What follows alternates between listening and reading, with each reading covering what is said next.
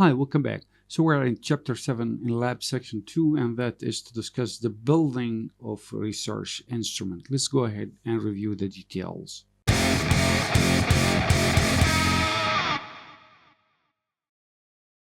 I'm going to take you to the visual presentation that we have done so far, and from there we're going to understand the structure of the instrument. We have done the entire visual presentation of the project in this graphical presentation here. We know that this graphical presentation, if we want to encode or unlock the details of it, that tell us the structure, the approach, the research question, the theoretical and conceptual review. Now we are talking about instrument, and why instrument is important, because we need now to capture variables. We need numbers to start to make our analysis on them, and then we deliver the answers for the research question at hand. And to do that, we have a starting point now. We are not like just beating around the bush, because we know now we want variables about demographic and affecting variables.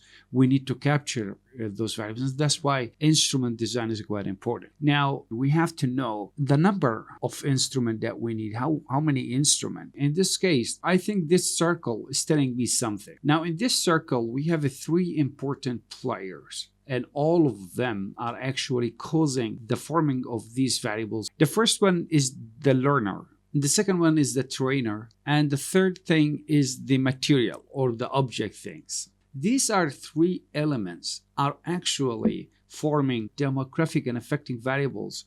We need to start from here. So what we can do is the following. I have this dropout problem, and I know this dropout happens by this trainer, and this trainer has a vector, which we said demographic and affecting variables. Now I will put them in a form for now, just imagine to be x1, x2, x3, sometimes xm, all the way to xn. Now that we know this, how about the trainer and the object? Now I will take first of all the trainer, all right? And this human object would have also its own demographic and affecting variables. Variables will be like a T1, T2, all the way to Tm, some number of variables, okay, which is a combination of demographic and affecting variables. And then we have the object. So in this case, I would say, for example, this is the object. I would make a sample of the object just like this small box, maybe triangle of it. And this object would have also a vector, but it's obvious since the object, it isn't a human subject, so affecting variable, it won't be applicable. I think it will only have kind of its own demographic variables, meaning to say, for example, if I'm talking about the material, the age of the material, rate of the material, etc. So it will have its own O1, O2, all the way to OM. Watch carefully what's going to happen now. We will assume that one entire variable here,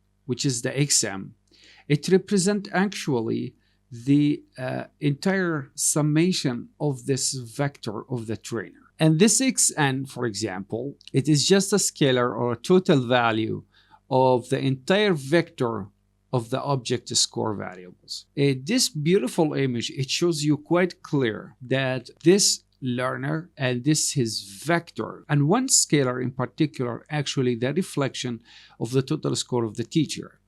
And one scalar is the representative of this object. Now, if I want to put this one in a word format, I would say that a learner, he is a student, or she is a student, age of 30, education background, marital status, and the motivation score, the aptitude score. And her or his teacher is Mr. M, which is this Mr. M, which has a total score of this. And he or she was in this classroom, which has this setup, etc. So you see the wording, it's converted into more quantifying way of looking at the entire image as a numerical presentation. Now we are done. We know what we are doing. We have done the link between all these three things. Now we need how many instruments? Now we can answer the question quite clear. We need instrument for this, instrument for this, and instrument for this. So let's go ahead and work on the first instrument. I will call it instrument A. And that is to actually quantify the demographic and the affecting variable for the learner. Then instrument B, it will be to work on the affecting and demographic variable of the teacher. And then we will design instrument C, and that is for the demographic variables of the object for this entire problem. So here is the first instrument, A. So in this instrument, it's quite clear now.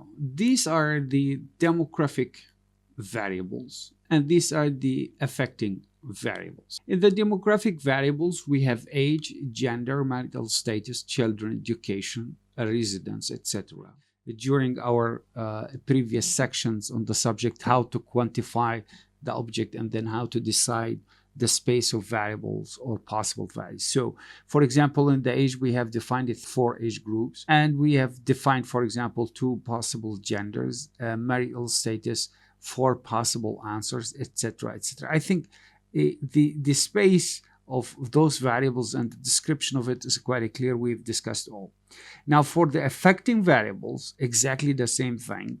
We have decided onto dichotomy of motivation, aptitude, anxiety, and attitude. These are 4 variables, and we know now how to construct this number actually for each one of them. One more important things to show you is this on the green dot. I showed you the technique of reversing for consistency purpose. Now about instrument B, not much difference. This instrument is belong to the trainer, right? And it has the demographic variables and the affecting variables, same thing. But for the demographic variables, I will measure the age, the gender, marital status, etc. for the teacher. But here I'm gonna just only measure the motivation of the teacher, the aptitude, and the self-confidence of the teacher. You see here the affecting variables are quite different from the learner, of course. I am done with the instrument B, and finally I can do the instrument C as follows. This instrument C, for example, I have decided to work on the subject domain, which values is belong to S1, 2, or 3.